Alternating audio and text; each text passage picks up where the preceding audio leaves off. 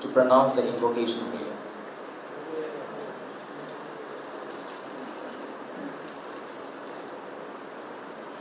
I request all the gathering to stand up.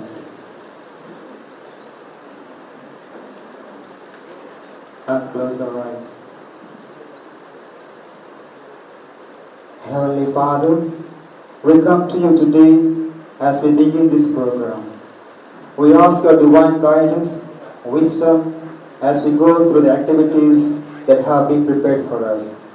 We pray that you will bless us with the knowledge, skills, and abilities to perform the task assigned to us with excellence and integrity. We also pray for the safety of all the participants in this program.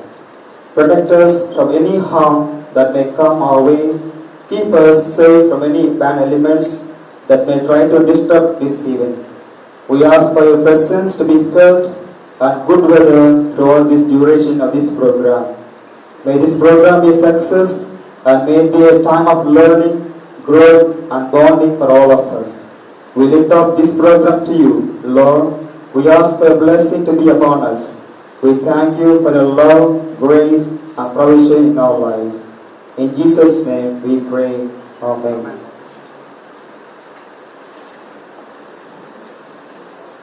Thank you, brother. We believe with God's divine presence, we will have a blessed and successful program ahead.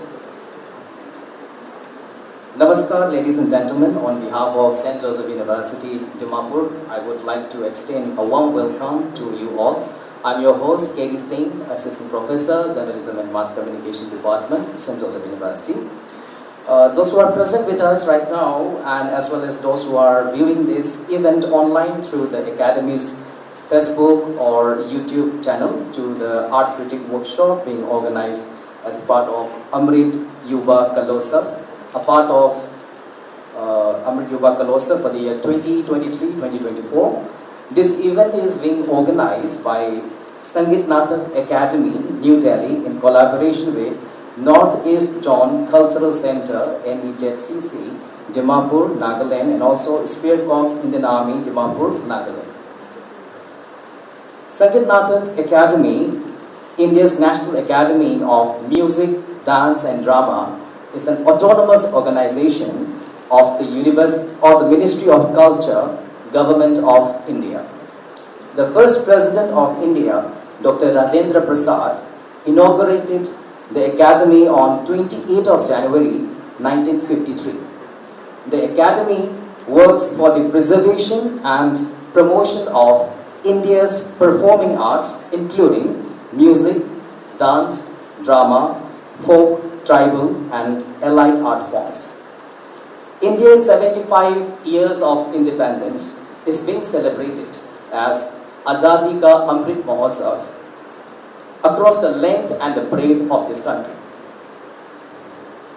As part of this celebration, Sangeet Natak Academy, working towards the Honorable Prime Minister's vision to promote the young talents of the country, is organizing a festival of young artists entitled Amrit Yuva Kalotsav in different cities across the country. Now, ladies and gentlemen, let us now take this time to welcome the dignitaries. To do the honor, may I take the privilege to invite Mr. M. Jimmy TC, Assistant Professor of Journalism and Mass Communication Department, St. Joseph University, to deliver the welcome address.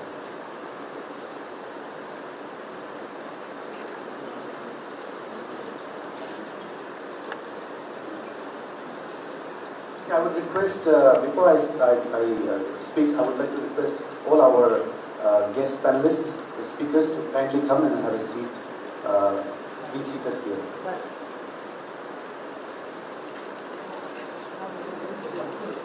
We have 6 of us, so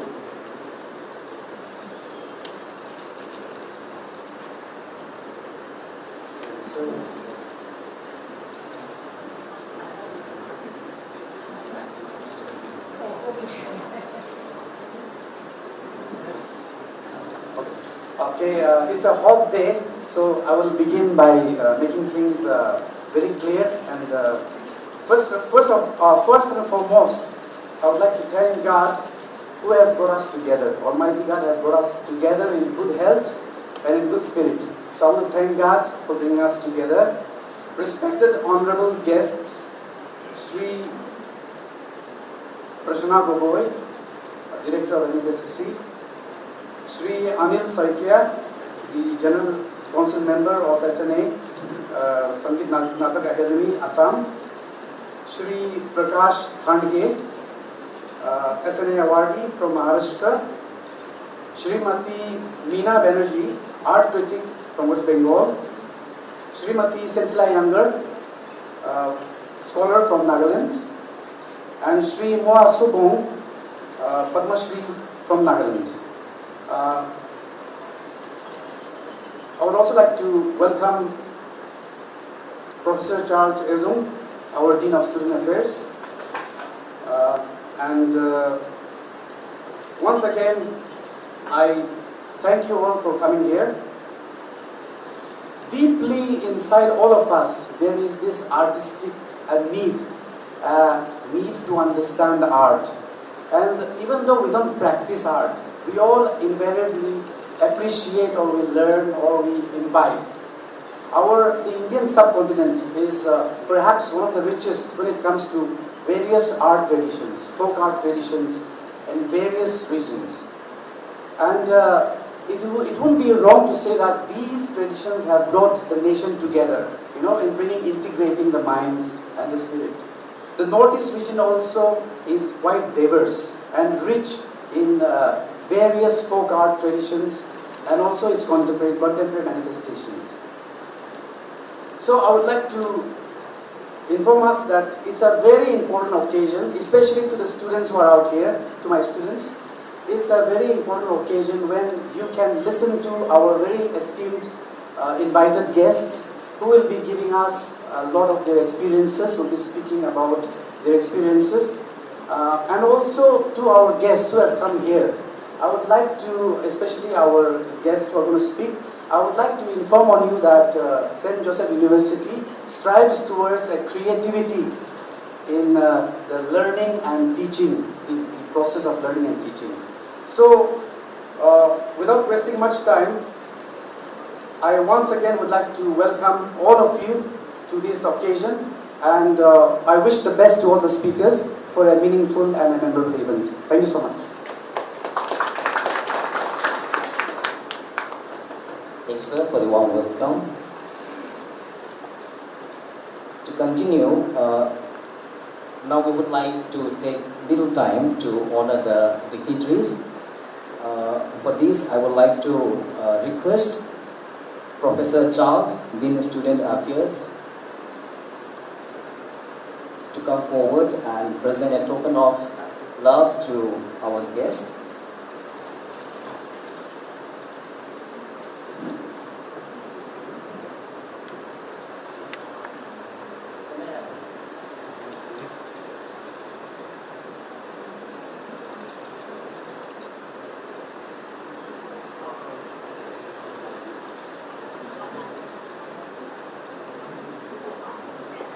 First, I would like to call upon Sri Prasanna Gogoi, SNA Awardee, Assam Director, Northeastern Cultural Center, Dimapur.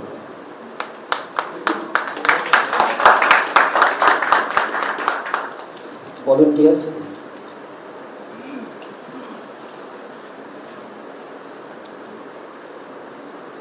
Sir Gogoi has earlier visited us in our cultural festival. And this is, I think, second visit of sir, and we are very honored to have you, sir. Thank you, sir. Now, we would like to request Sri Anil Saikia, SNA General Council Member, Assam. Sir.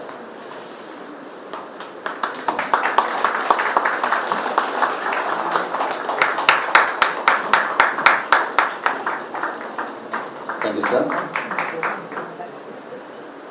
Now, I would like to request Sri Prakash Khange, Sangeet Natak Akademi Awardee, Maharashtra. Sir is a renowned artist.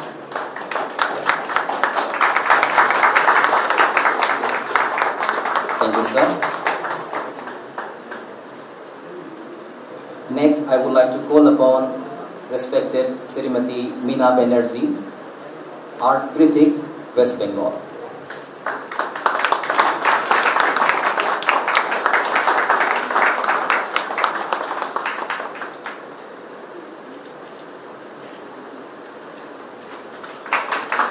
Thank you, ma'am.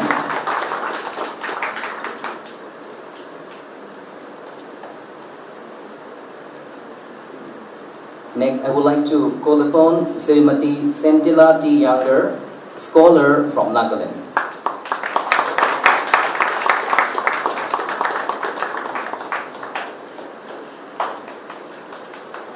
Thank you, ma'am. Last but not the least, I would like to request Sri Mua Subong Padmasri from Nagaland, the pride of Nagaland.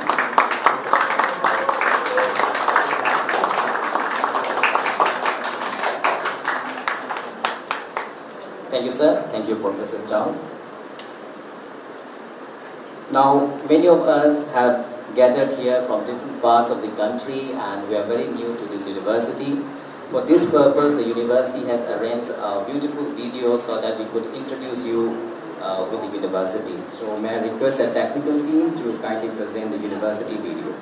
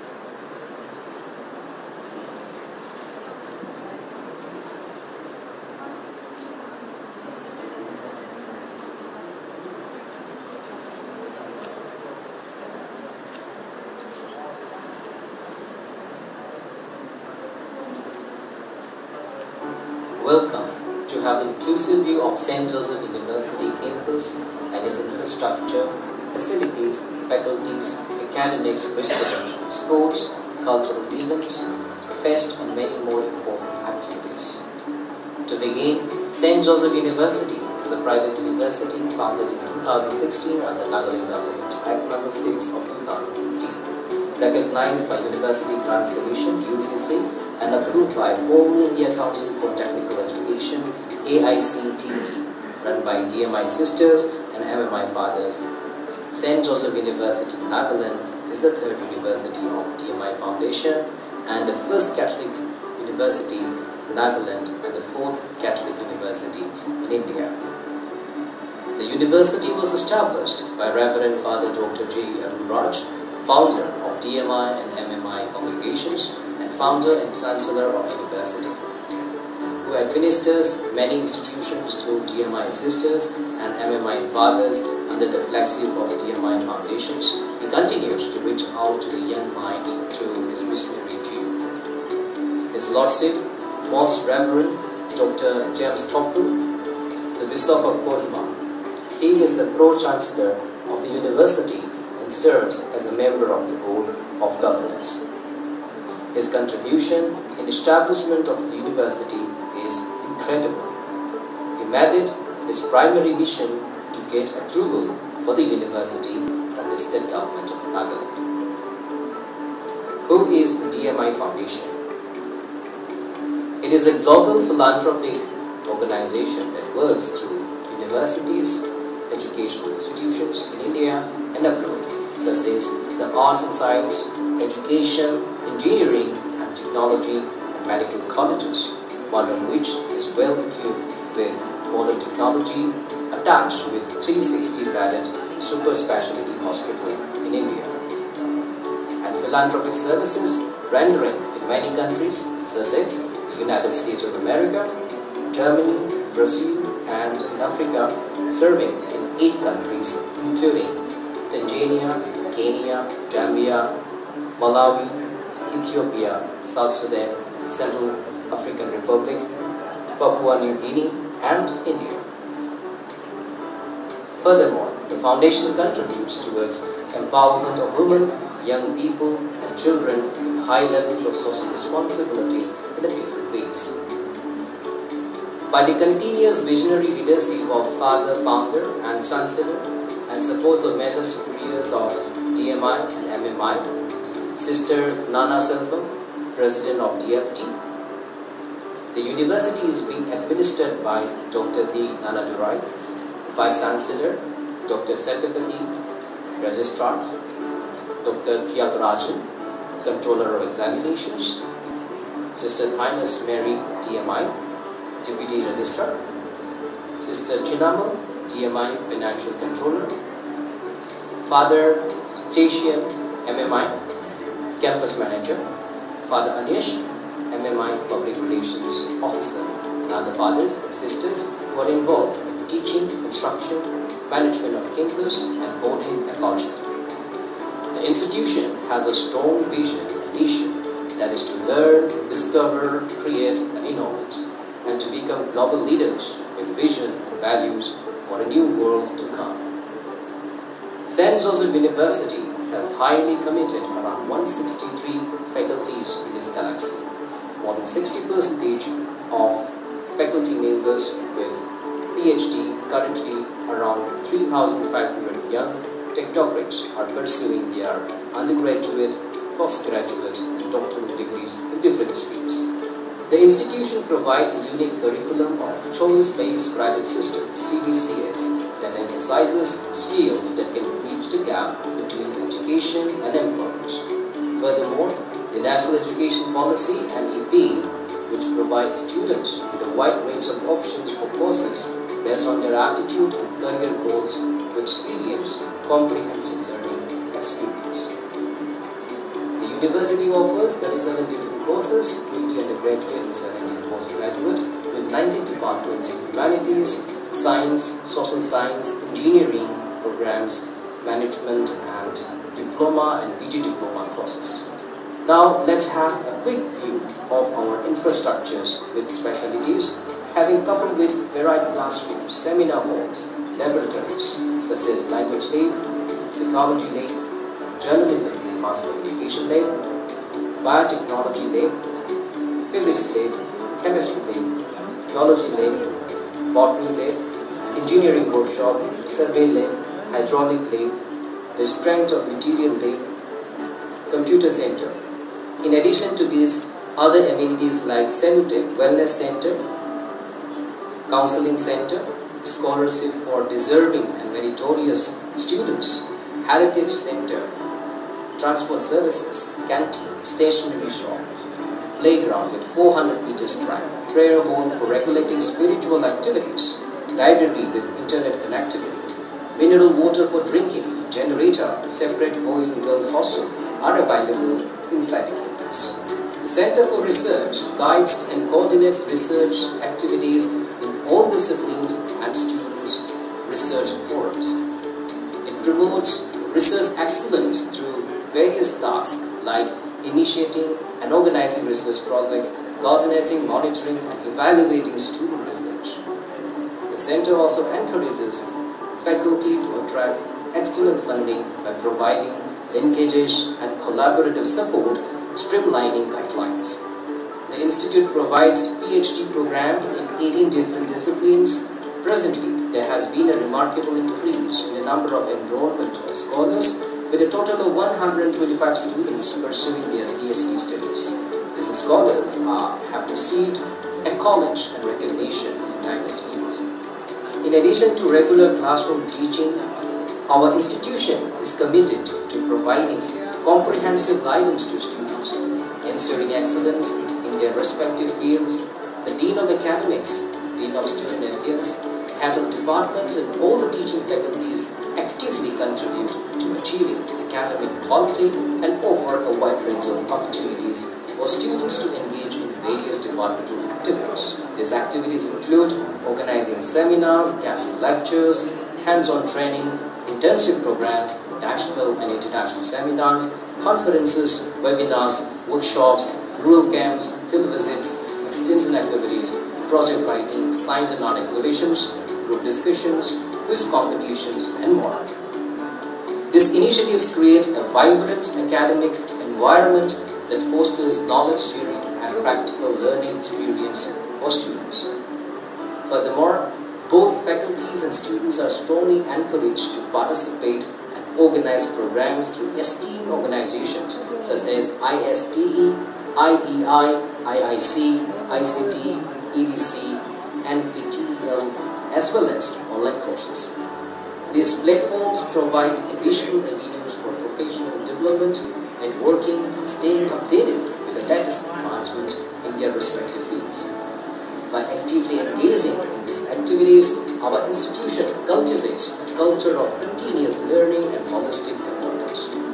Extracurricular activities play a vital role in our education system as they allow students to engage in learning experiences beyond the confines of the classroom. At our institute, mind that is dedicated for the holistic student development with good personality, attitude, character, and personal value, and God-fearing, which are very much essential for the future society to create fully human, fully happy. Thank you. Thank you everyone for your patience. Now, without any further ado, let's come to today's main event. To start with, now I would like to hand over the rest of the program to Mr. Ricky Sama, anchor for Amrit Yuva Kalotsav 2023 for further proceedings.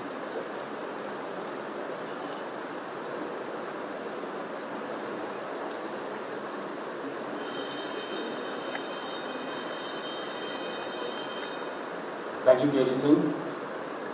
First of all, good morning, ladies and gentlemen, our distinguished guests present here, and a very warm welcome to all the students of St. Joseph University. It's a little hot, and I know all of you are getting a little impatient, but then take my words, the entire workshop will be really enlightening and fruitful once you come towards the end of it. But first of all, welcome to Amrit Kala Mahotsav. I beg your pardon, Amrit Yuva Kalotsav, which is a music, dance and drama festival, but that's not all. We're trying to incorporate workshops of this kind. It is organized by the Sangeet Natak Academy in collaboration with NEZCC and Spear Corps of the Indian Army. So day one of the festival, that was yesterday, today is day 2 of the festival, and day 1 couldn't have been better in the august presence of the Honorable Governor of Nagaland, Sri La Ganeshanji, and a lot of other exceptional performances, a bouquet of performances by artists from different parts of the country. Now, coming to the point of why we have gathered here, because of the workshop, the art critique workshop that has been organized. This is the first workshop of the Amrit Yuva Kalotsav here in Dimapur. We have one more workshop to follow after this. First of all, just to give you a brief idea about what art criticism is. Art criticism is basically the analysis and evaluation of works of art. More subtly, art criticism is often tied to theory, and it is interpretive, involving the effort to understand a particular work of art from a theoretical perspective and to establish its significance in the history of art. Now, who is a critic and what is a critic in art? Not necessarily that any work of art will only be criticized to find out the flaws, but at times it is also done to appreciate a particular work of art and to give its due credit to that particular work of art. And that is the primary difference, if you can put, in between art criticism and an art critic. So without any further delay, we'll start off with the workshop, but before I do that, I have to introduce all our panelists present here, along with our moderator. So I'll begin with Dr. Prasanna Gogoi, sitting to my extreme left, a scholar, an ethnomusicologist and a choreographer in the field of folk art forms of the Northeast, along with various other art forms from different parts of the country. He's an expert exponent of the Assamese folk instruments, and is a multi-talented personality and has had the privilege of performing in 28 different countries, and most importantly a Sangeet Natak Academy awardee, and also an international awardee in string and wind instrument in the category at Jeju in South Korea. Presently, Dr. Gogoi is the incumbent director of Northeast Zone Cultural Center, Ministry of Culture, Government of India. Can we have a big round of applause for Dr. Gogoi? To my extreme left, we have the legend from Nagaland, a member of the iconic band Biogenesis, a folk fusion band from Nagaland we all know. He's also the inventor of the musical instrument Bamham, for which he had received the National Award in 2017. His music was also listed for the Grammys in the 50th edition from India, which is a prestigious music award, and most importantly, he was awarded the Padma Shri in 2023. A big round of applause for Mahotsav. Now, ladies and gentlemen, I'd like to introduce Professor Dr. Prakash Kharge of Maharashtra. He's a General Council member of SNA and also an awardee of Sangeet Natak Academy. He was heading the Performing Arts Department in the city of Mumbai from 2004 to 2017, and he's also the General Assembly member of ICCR and also an advisory committee member of the Sangeet Natak Academy Northeast region. Ladies and gentlemen, a big round of applause for Professor Dr. Prakash Kharge of Maharashtra. Now, ladies and gentlemen, we have with us another eminent personality, Meena Banerjee from West Bengal, a disciple of Pandit Amarnath of Kirana Indore Gharana. Meena Banerjee emerged as a vocalist and an art administrator with Bharatiya Kala Kendra in Delhi, ITC Sangeet Research Academy in Kolkata, and a visiting lecturer, of music critic and musicology from Kolkata Films and Television Institute. She has translated music-related books in English and in trilingual music critic, and is a trilingual music critic, contributing in several prestigious dailies and magazines. She is also the recipient of several awards, including Media Excellence Award and Acharya Abhinav Gupta Award. A big round of applause for Meena Banerjee. Now, ladies and gentlemen, I'd like to introduce Sentilati Younger from Nagaland, a Padma Shri awardee and a state convener of INTAC, a prominent figure of Nagaland who has worked immensely in the field of Naga fabrics, designs and textiles, and is also a prominent craft curator. A big round of applause for Sentilati Younger. And now, ladies and gentlemen, I'd like to introduce our moderator for this particular workshop, Anil Sekia from Assam, a retired principal of Moran College, a joint council member of Sangeet Natak Akademi, a prominent music director of Assamese film industry, and a noted writer of a number of short stories and drama, and most importantly, known as one of the popular Bihua, an exceptional exponent of the Bihu folk dance and music. A big round of applause for Anil Sekia. So now, ladies and gentlemen, and students of St. Joseph University, I'll hand it over to Sri Anil Sekia to take over the proceedings. Thank you. I'm just missing out. We would like to take this opportunity on behalf of Sangeet Natak Academy and NEZCC. I request Dr. Prashanta Gogoi to kindly hand over a small token of appreciation to all our panelists present here.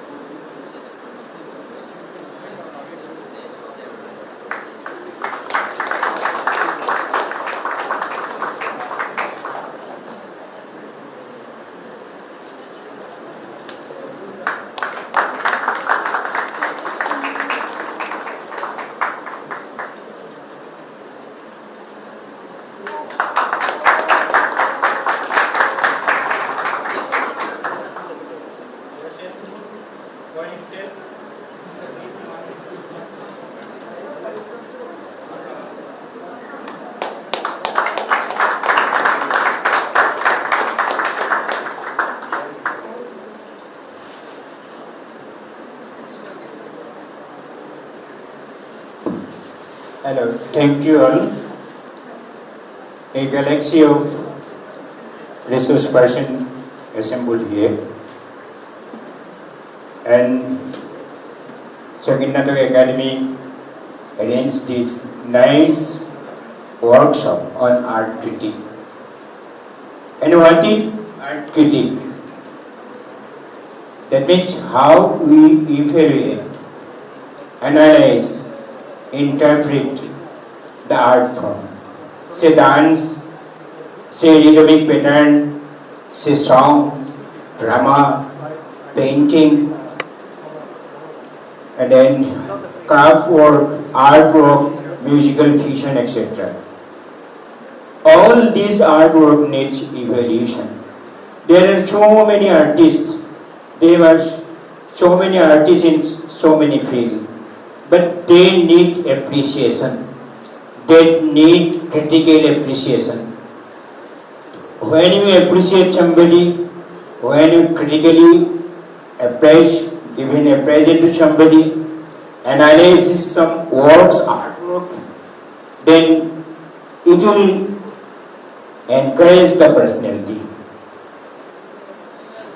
And now the time we have to discuss how these works from folk song, drama, yes, folk music, classical music, how to analyze this. Say for example drama, you are going to analyze drama, examine drama. What are the exponent and component in drama? In drama there is a plot. Plot may be mythological, plot may be social, plot may be historical, plot may be detective, and in dramatic music, in dramatic lighting, in dramatic settings, in dramatic director, not only one director, music director, settings director, lighting director, and all these are coordinated by one director. When you estimate drama, when you analyze drama, you have to start from the plot, start from the character, start from the dialogue, etc. Yes.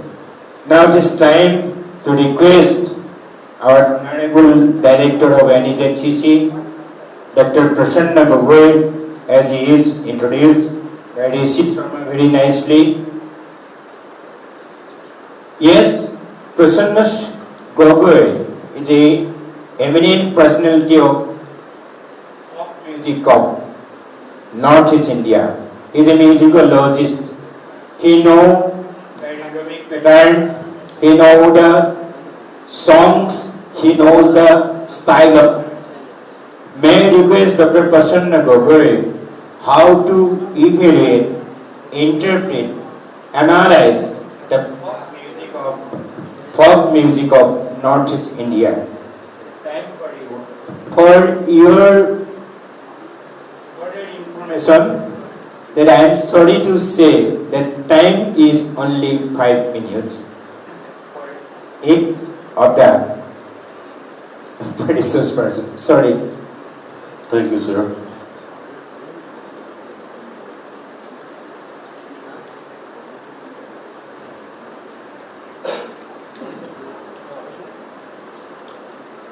Thank you, our moderator, sir, Dr. Vincent, sir, Prakash Gandhi, sir, Nina Banerjee, then brother Mahotsav, and sister Chantila Gilbert.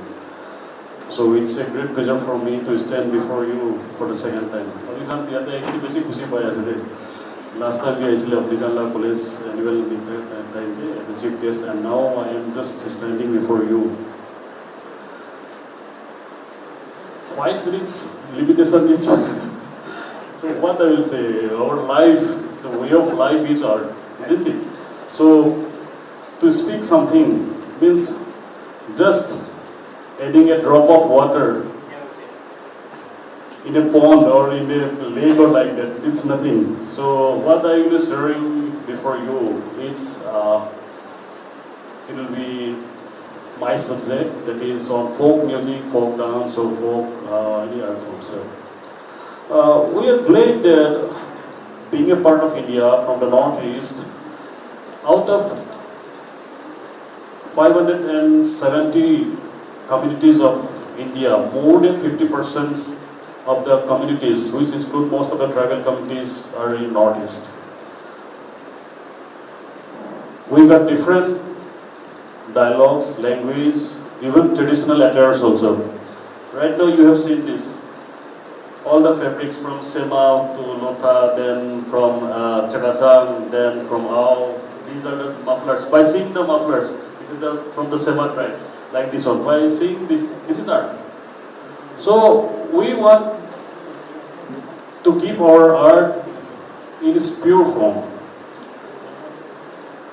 From food to our traditional attires, from music to different activities. So even today, you have seen that there are lots of fusions in terms of music also, in terms of dance also, in terms of ethnic costumes also. But to discuss about the art critic, we always want to keep everything in pure. For example, folk music, it doesn't mean that any songs must be accompanied by musical instruments or like that. We got folk dances without the accompaniment in Northeast. We got dances with the accompaniment of musical instruments. So these are the things. So in Northeast, that criteria is very important for us. For example, in Chakasang tribe here, we got this tati music, string music, tati. In Ao, then Assam is there, some drums. So these are very limitations. So in different communities of Northeast, for example, in Assam, there are lots of musical instruments that varies from tribe to tribe or from community to community. But side by side, along with the dance form, sometimes we expect that this dance has been accompanied by music or like that. But in Northeast, it's quite different. You can see there are warrior dances of different tribes. No musical instruments, isn't it? But if you give the criteria there, marking for musical instruments, if a dance is there, dance, this mark, musical instrument, this mark. So what will do for this dance, which have no musical instruments? So for us, we have to take some into account that since age-old times, from our ancient times or our forefathers, they never used musical instruments. But if we use musical instruments right now by seeing others, then that will be a minus point for us, or like this. So what we are, what we were, and we should keep our traditions alive, or like that one, isn't it? So in Northeast, you can see the different. From Nagaland also, we got 17 tribes. So 17 tribes, the footsteps of the dances of each tribe are quite unique. The food habits also unique. The dialects also unique. So we want to keep our traditions alive by keeping the purity of the art forms. Amikhan Nagaland te ki tribe ase takhan la sab etu dance form to music aro musical instruments. Musical instruments are very rare. We got very limited editions of musical instruments. You can see, but even then, what we are the traditional custom that attracts the tourist or like that, isn't it? So our tourists used to come to Northeast to not to see our infrastructure or like that. They used to come to see our culture. They want to see that they want to come to taste our food habits or like that. Because in culture, without music or without good food, there is no enthusiasm or like that. तो इसका मतलब है हमारा जो music है, music के साथ खाना बहुत जरूरी है. Yes, we ethnic food है हमारा. We are and totally Northeast में ज़्यादातर आपको more than 90% आपको ethnic food मिलेंगे जो है organic food है. So you can see that most of the people from the Northeast, they are organic people, isn't it? Like that one. So even then, like that, we want to keep our traditions alive with musical instruments. So these are very rare musical instruments. Whenever our brother Mahotsav is there, he is expert in all these musical instruments also. Sister Sentila, younger is there, she is expert in all traditional affairs or like that. They have did great work from Northeast. So they are the assets of Northeast, from assets of Nagaland. So I think that what they are doing is quite unique, and our younger generations must take their footsteps to keep our identity intact. So for me, even my subject is folk music and folk dance, I always insist that our young generations must keep their traditional standard. Rather, you can sing a chakasang song with a tati or like that, but don't go for guitar. Okay, that is different. I am not telling you to learn guitar, but you can learn guitar. But don't forget your mother culture.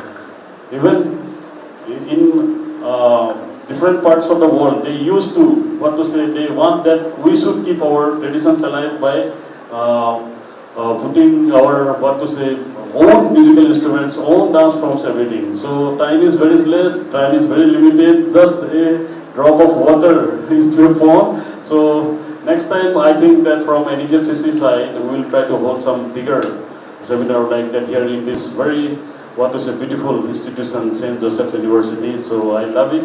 So I love to be part of this program here. Thanks, Sangeet Akademi, for giving me a few time to stand before you, to talk before you from my heart. Thank you. Thank you, Dr. Prasanna Gurguit. Yes, what he says is that without infrastructures, there is no superstructure. Once again, thank you. I invite Dr. Prakash Kande, the folklorist, as he is introduced by Sharma, and take no time. Yes, it is time sure, and here there is a clock. Time is 5 minutes. Sorry for this.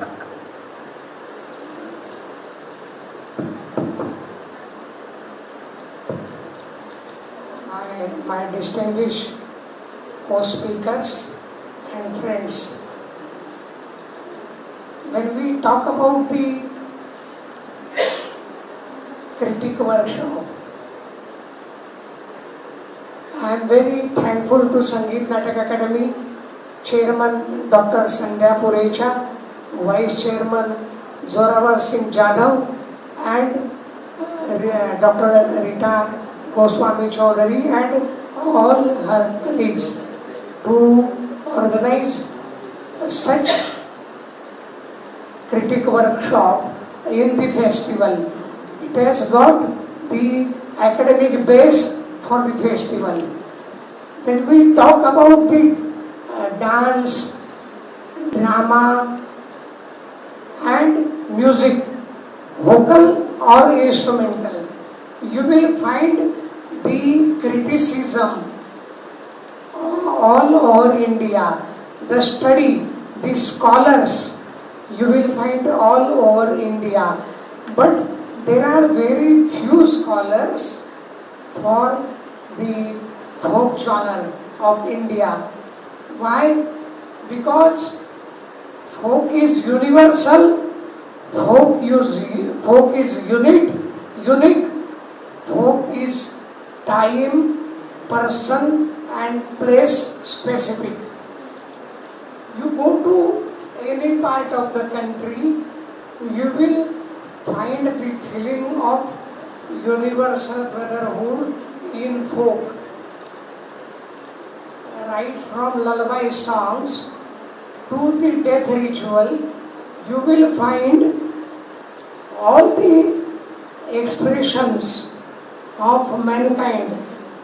It is there in the folk. And when we talk about the folk, when we criticize or when we discuss about the folk genre of not only of India but all over in the world, you will find that the oral tradition is base, backbone of folk. Initially, due to the oral tradition, that oral tradition transmit from generation to generation. When we discuss the folk, say lullaby song, our women folk, they used to say that I get these lullaby songs from my mother. That mother tells that I get it from my grandmother. So that way there is a transmission of lullaby songs from generation to generation. So is the case with all the performing folk arts. We call them performing folk art, but for them it's their life. Folk cannot be segregated from the life because it is very much with the life. When we started the festivals, we have got sense of auditorium. Those folk artists, they have got sense of auditorium, sense of audience, sense of presentation skill. All they have acquired in their inborn skill method. Previously, folk was extempore, folk was spontaneous, folk was lucid, folk was rigid at the one point, but at the other point it is lucid, it is with the traditional flow, with the oral tradition. After that, when there is a civilization or when there is a modernization, the culture has changed immensely. So is with the folk. And when we have to study, when we will have to criticize the folk genre, you should know the language. You should know the tradition. You should know rites, rituals. the main motives of folk. Besides that, you cannot analyze the folk genre. Due to the festivals, folk people, folk artists, they came into the contact of the civil society or urban culture. That has changed their lifestyle immensely. So, when we have to study the art form, art is not for the art's sake. Art is with the life. You cannot distinguish art or separate art from the life. Life is very much with the art. In fact, life is the aesthetical expression of art. So, when we are talking about the folk, we will have to see to it that we should know all the phenomena of the folk genre, and that can be seen when really you are in the folk. I am very thankful to Sangeet Natak Akademi to invite me here. Thank you once again. Thank you. Thank you, Khandiji. But you speak that folk music is a continuity that links present with the past. It is orally transmitted from one generation to another generation. And he include nowadays it is technologically transmitted from one generation to another generation. It is important for to trigger a project. What Khandiji point out. Life cannot be segregated with the folk music. Previously folk was instant. Nowadays it is composed in that. Anyway, thank you, Khandiji. Now, give applause for Khandiji. Now, Meena Banerjee. Yes, as he is introduced, as she introduced a classical from the one genre. Please come to dais. Yes. Yes, you can speak from here. Thank you. Thank you, Anilji.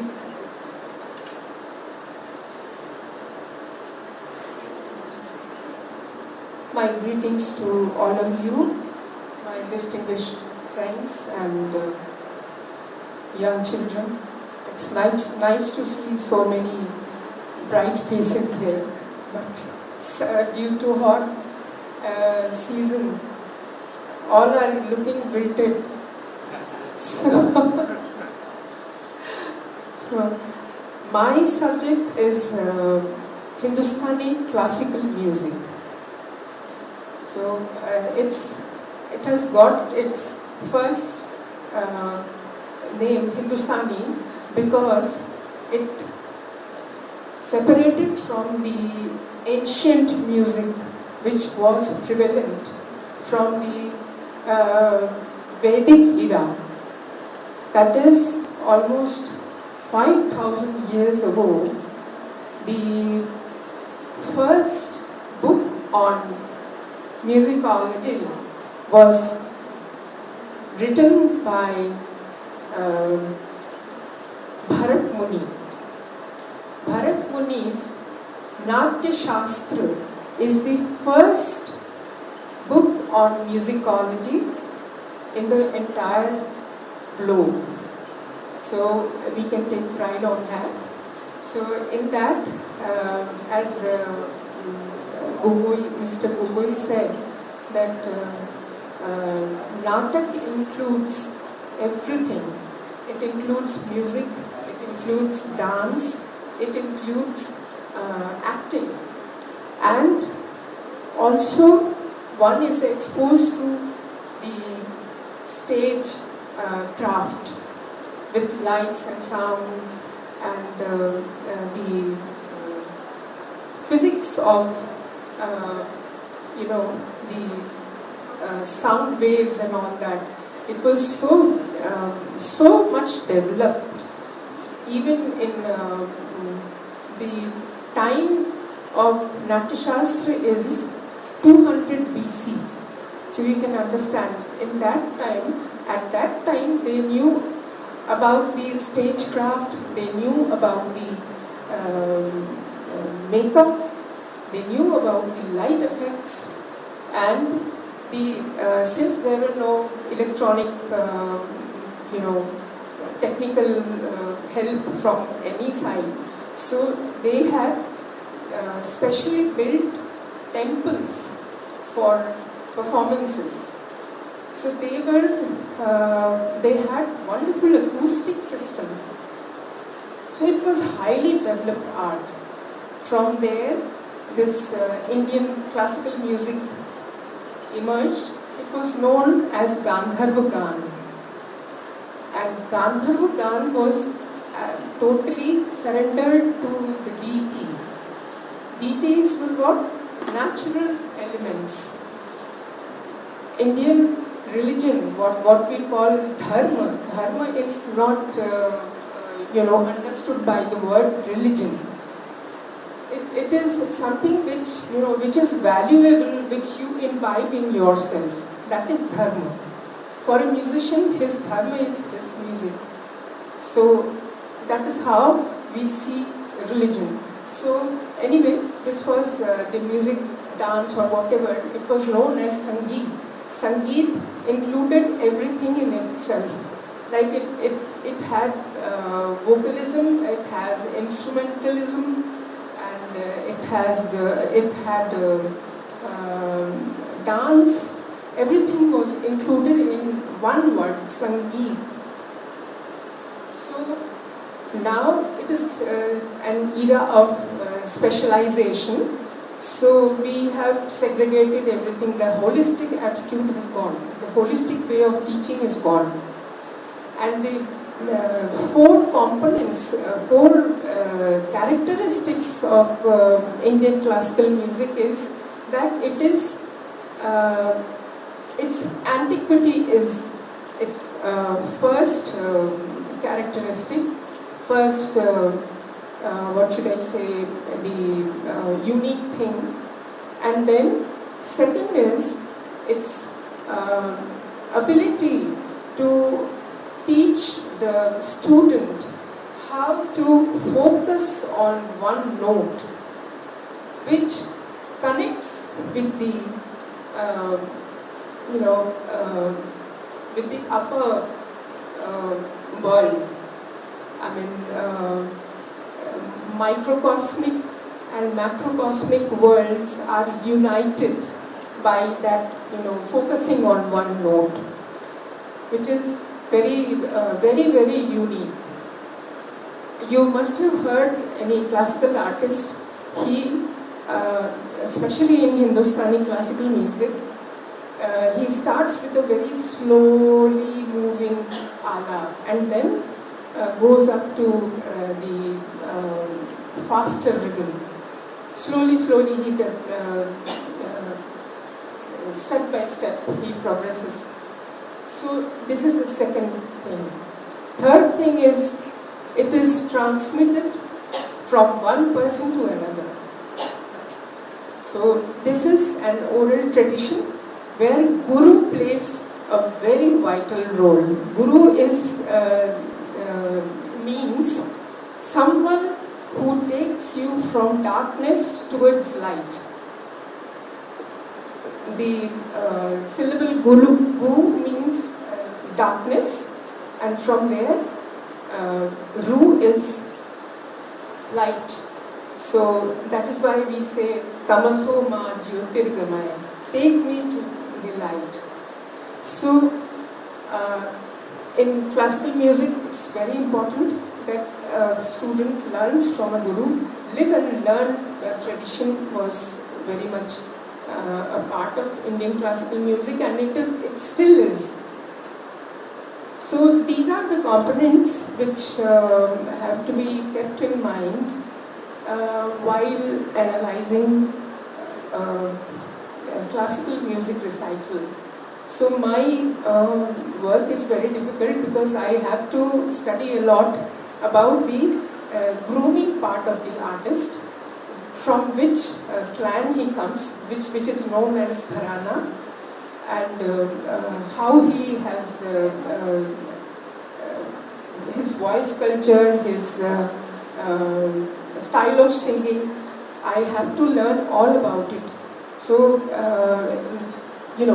criticism is like critical appreciation is very, very much dependent on your knowledge about the subject, and that is why it's very important to go deep into the subject before one decides that I am going to write about it.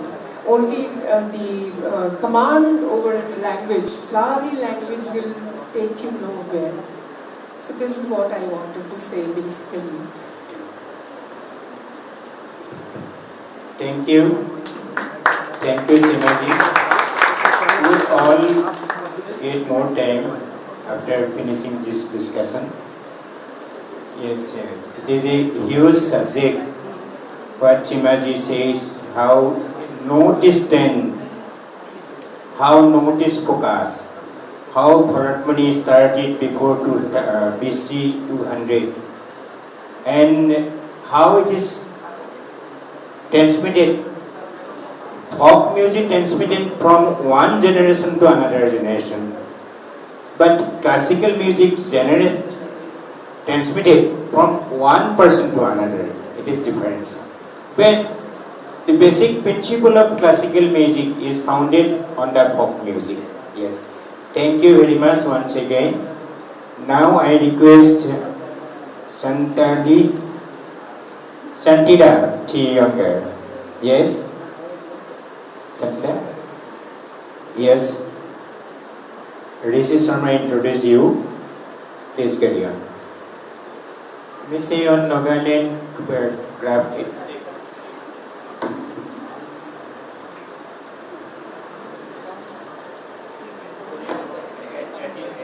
Please. As you please. Good afternoon, Yes. everyone.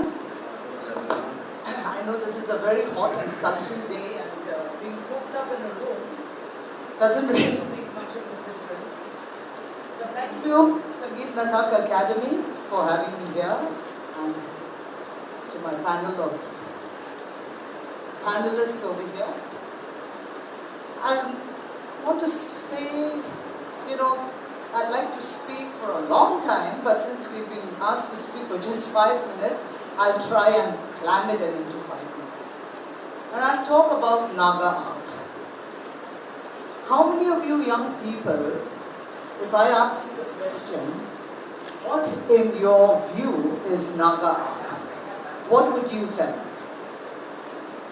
Can anyone tell me?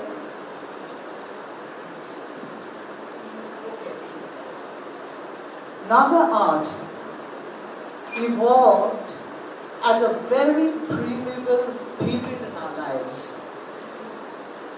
Before Christianity came in 1872, all the Naga communities had very strong Murung traditions. And you know what the Murung is? Murung is the learning institute where boys at the age of 11 and 12 would step into the Murung and learn artwork, craft work, learn to be obedient citizens, learn the art of war, learn the stories of their forefathers, learn the songs, and how to be a responsible citizen of that village. So also, the girls had female dormitories where girls were taught how to weave, girls were taught the etiquette of life, and girls were taught how to become responsible mothers in future. And so all these learning institutes unfortunately came to a stop because this was in complete opposition to our Christian faith. Anyway, that's a very long story. Now, let me just tell you that since we did not have a script, the Nagas had no script, and we learned the Roman script when we were educated under Christianity. When Christianity came, the first thing that the early missionaries did was that they felt that the Nagas needed to be educated, and in that process, this is one thing that we as girls, women, we have to be very thankful that the early missionaries insisted on the education of the girl child right from the beginning. This is not something that has happened to us in the recent past. So women and boys were given the equal opportunity to be educated. Now in our primordial past, there were various incidences in which we inculcated art. From our forefathers' time, since we did not have a script, all our histories and our stories were told by word of mouth. One generation will tell a story and that continues into another generation, and that was the oral traditions. And oral traditions have various forms of dissemination. One way is by word of mouth, by your mother tongue. And the other was through music, and the other way was through art forms like crafting, like, carving from wood, and through the language of cloth. So when you wear a textile of your community, or from your community, you must realize that in that particular textile that you are wearing, it is imbued with a lot of narratives. And I just want to tell you that today you have gifted us with some beautiful scarves. These are all elements which have been taken out from a particular tribe's shawl. And how did that particular motif come into that shawl is through two various means. One is through wealth, and one is through head taken. Now, when I say wealth, it is people who were rich in the past.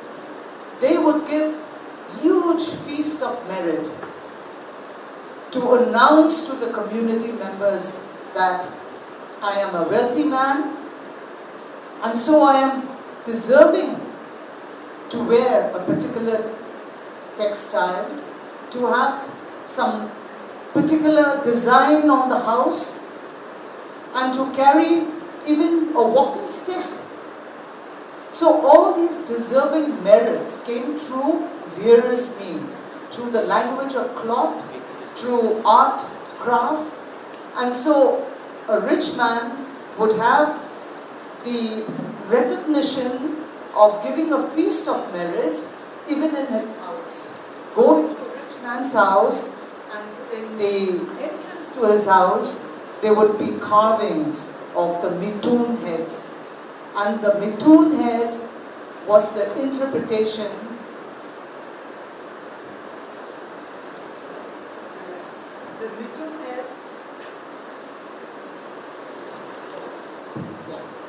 And so the Mithun head was the representation that the person had given feast of merit. And so when you slaughter a Mithun, the head, the skull would be replicated on the architecture on the front columns of his house. And he would be eligible to wear certain textiles which would be implemented in the use of cowrie shells and the use of red color, which was in most communities throughout Nagaland was very exclusive to rich people and to people who were head takers.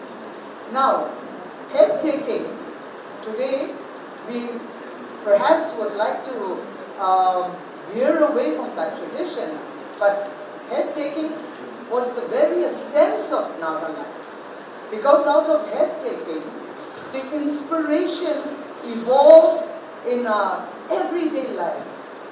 For a head taker, he would be a hero in the village. He would be eligible to wear special textile. Even his headgear would have something different from what the others were wearing, just to differentiate him. And even from the textile, which would have cowrie, embellishments, and even in the body chest tattoos. And these were all the symbols of his valorous deed. And so, I just want to tell all of you how very important it is that we appreciate and we try and take it forward in whichever form, and to please go back and learn the histories of your community, because if you, the young generation, if you should forget, then your history is lost in you. Alright? Thank you. Excuse me. Sorry. What you doing? Thank you once again. What you interpreted in Nagaland already transmitted, the story are already transmitted, songs are already transmitted, and traditionally acquired the knowledge of textile, clothing, etc. Thank you once again. And our last speaker, Mahotsav. You know the great musician of Padma Shri for his instrument. Please come to the dais. Yes. He may speak how to interpret Naga fusion music, folk fusion music, yeah, fusion music. Thank you, sir, for a wonderful introduction. Dignitaries, ladies and gentlemen, and my dear students, thank you, Sangeet Akademi, for having me here. It's a real pleasure to talk to people who are keen to learn. I was not aware that what I was going to speak, but anyway, folk fishing is running in my blood, so I will speak in my context. But before going there, my fellow panelist, Singila, was saying that we have no written script. So when she was speaking about it, a story flashed into my mind. My parents used to narrate me a folklore, saying that everything was written properly on the skin. From where we came, what kind of food we ate, who was our forefathers, everything was written perfectly well. But unfortunately, it was written on the skin. It was kept somewhere, and a hungry dog came in and it ate all the skins. So from there on, we don't know where we came from, and we are clueless. But anyway, Nagas are here, so welcome everyone who are not from Nagaland. Welcome to Nagaland. It's a bit humid, so I request again Natak Academy to have a better one with a longer speaking time for everyone during winter. It's very pleasant. We can have rice beer. It's very common here. Our forefathers used to have it. I don't know why it's banned. It is our identity. Rice beer is our identity. Why on earth should someone ban their own identity? That I would like to confront the ruling of the government. Anyway,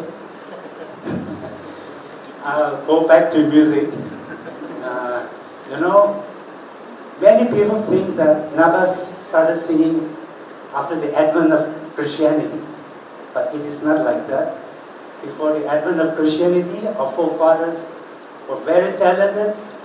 We not only sang beautiful tunes, but we used to communicate in tunes. I think Nagas is a unique feature of the Nagas, that we communicate to one another, even to say, I love you. I love you. Will you marry me? So people used to communicate in tunes. And this is very rare. I think maybe one or two other tribes, beyond Nagaland may have it, but we would be the only one who used to communicate in tunes. So even to fight, I presume that in a harsh tone, people used to fight. You, I'm gonna kill you! Like that. So, those were the beautiful, we have so many tribes, and all the tribes are having their own respected tunes, their folk songs, the dances. It's also beautiful. I cannot explain everything. You just come during Hornbill Festival, 1st to 10, you will see all the tribes of Nagaland with their beautiful songs and dances. So abiogenesis, we take out the best of our forefathers and we fuse it with the best of modern music. We combine it and we create something for tomorrow. See, in music, there are so many. I'm a performing artist. Some musicians are teachers. So they will teach, they are mostly based on theory. Ours, abiogenesis is a performing artist, so we will perform. So I have no written experiences. You can say, I can't read music, but by grace of God, I'm able to create music, and I learn everything through ears, not through theory. So in one way, when we're like that, we have originality. Many of our youngsters here, I'm sure, are interested in music. You can start learning music through covers, with your favorite artists, but as time progresses, you need to have your own identity. And to have your own identity, you need to compose your own song, compose your own music. Because if you do covers and you sing very well, you upload it in YouTube, there will be copyright problems. They will even take down what you have uploaded. If you don't remove your song, that means your video, your song was not popular. If you become popular, they will remove it. So it's better to compose your own music, upload it, let people appreciate it. Gangnam Style, I think he is responsible for taking K-pop music right up there.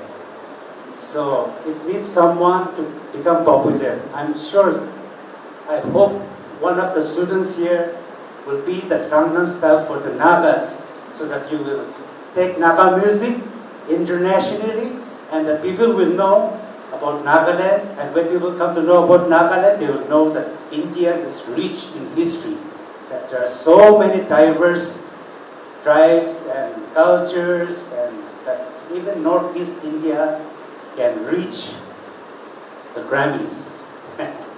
So it's a dream, but we have to keep on dreaming. Unless we dream, we cannot achieve it. So keep on dreaming, keep on writing good music, and remember, your roots, your identity, your culture is what will take you apart. In Nagaland, to be a Naga, you will be affiliated to one village. I belong to Mosunindi village. So if you don't belong to one village in Nagaland, then you're not a Naga. So we identify a Naga through the village you belong. So the village system here, it's very strong, and we are bonded by this village thing. And the rules are also very strong.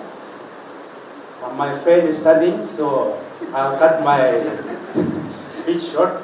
So nice to talk to you all.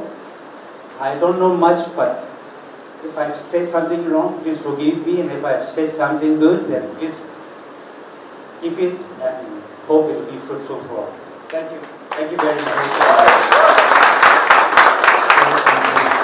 My student, we start at 11:53.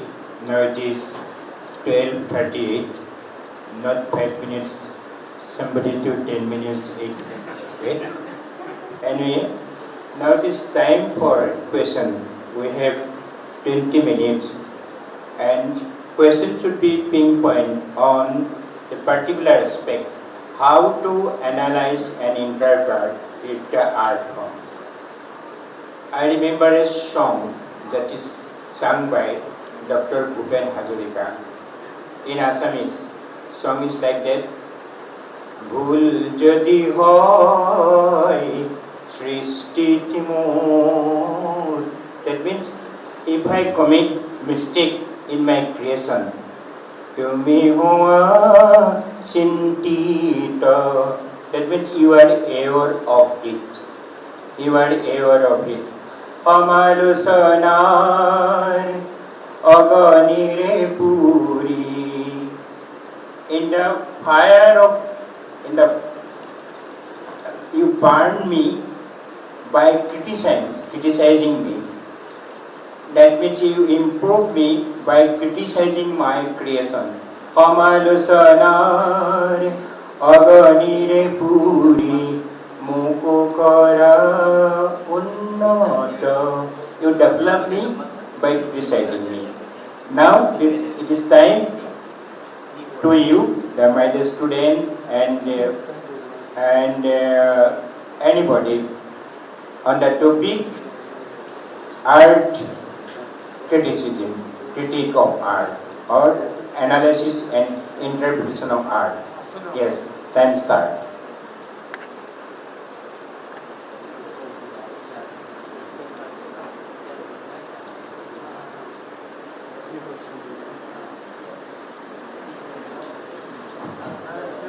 If anybody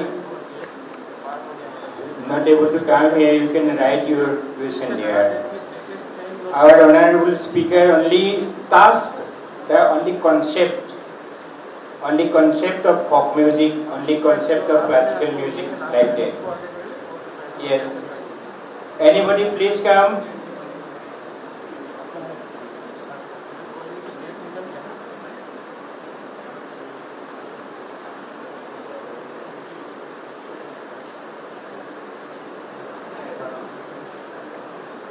Hello, am I audible? So, before our students they engage asking questions, my question is just it's very very technical thing actually, and I teach here mass media and journalism. So, my question would be from the perspective of transmission, in terms of communication. So, be it folk or be it classical tradition. What is your views? It can be any one of your answering this. What is your view about the role the media will play? That is, mass media could play in regards to dissemination or popularization of folk art or classical art. What is the role of media? What is the role of media to popularize any kind of music, folk or classical? Hello.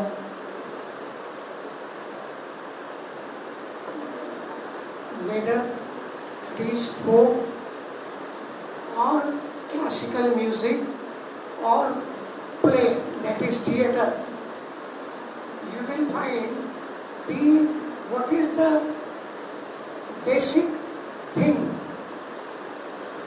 That basic thing is in all the disciplines, there is one important role of all the disciplines, and that is communication. Communication, which is a backbone of journalism, that communication is possible in the art form.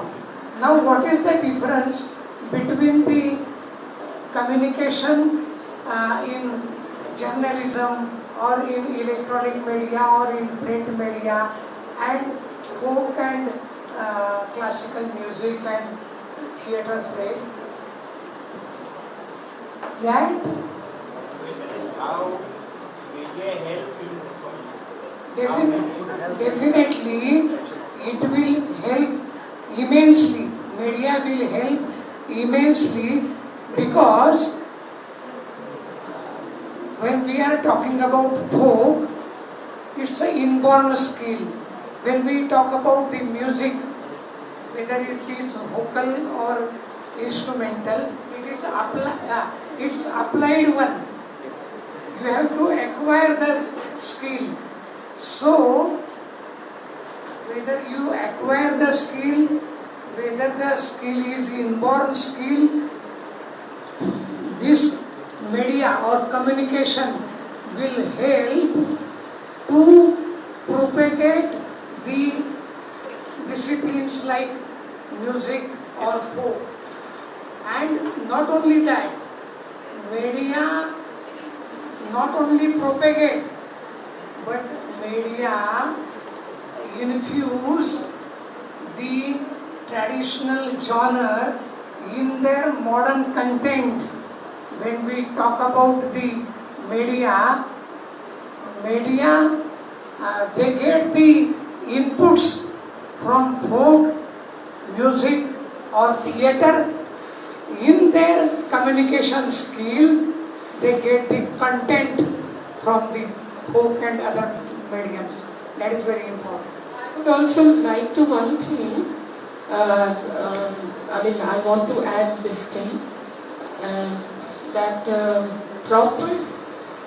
proper analysis, if done by a knowledgeable writer who knows the subject, he can help the artist grow from where he's, the usual critics point out the flaws and good points, both.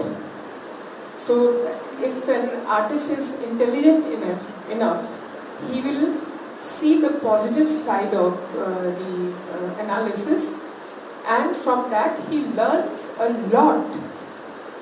There is a proverb in Sanskrit that Shatam Vada Ma Likha, that you can speak a lot, you can speak 100 times, but don't write. Because once you write, then it gets engraved.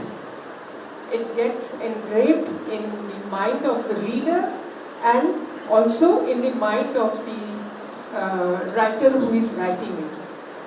So in written, when we give results to the students with marks, so it leaves a permanent impact on a student's mind that I did not do well in this, but I did well in this. So he decides his future. So similarly, the artist also learns from a critic's analysis.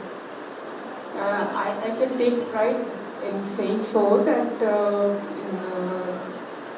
once I pointed out a child to take Drupad as her genre, not Khayal, because she had this ability of throwing voice which is demanded by Drupad, an ancient form of singing classical music. And Khayal is modern genre compared with Drupad. So she is doing very well. And I feel so happy that that child is so, she has advanced in her chosen field. So this is a very positive side of critique.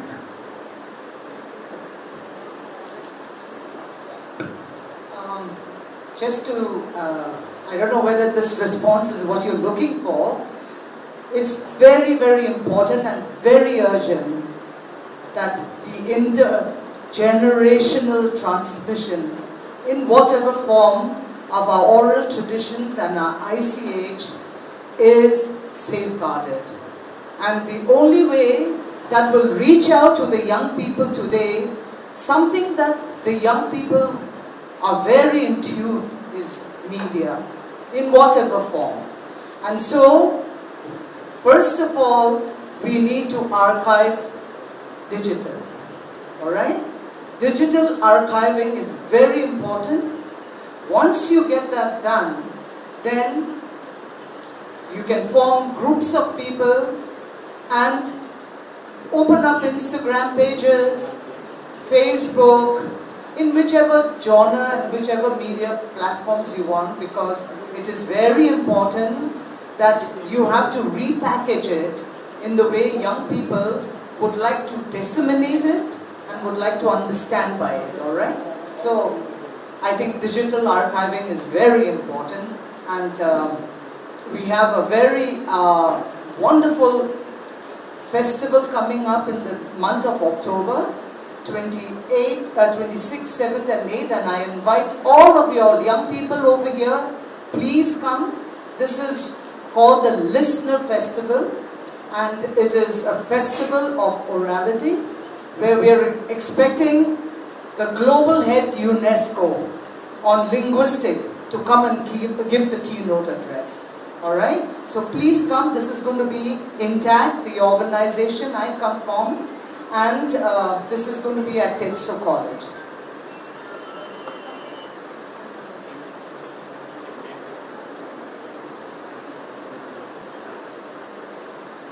Thank you. Thank you, Santila and everybody. Any question? There should be one question from student. It is our demand from the dais. At least one question. Yes. Maybe you may ask, what are our name also?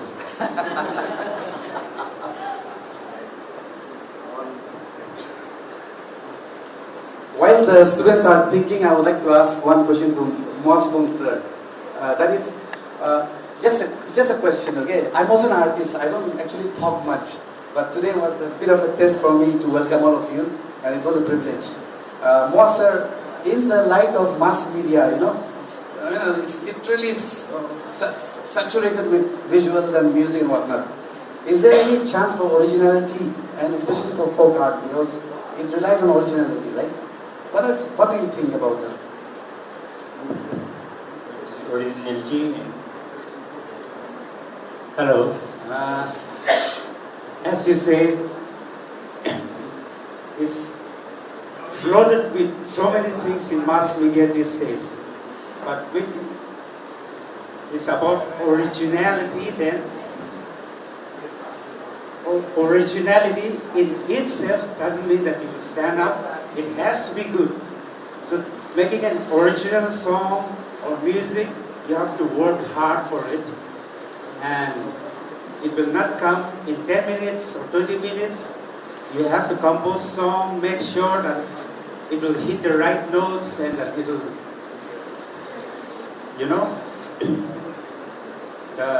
appeal to the youngsters, because youngsters are the ones who will buy your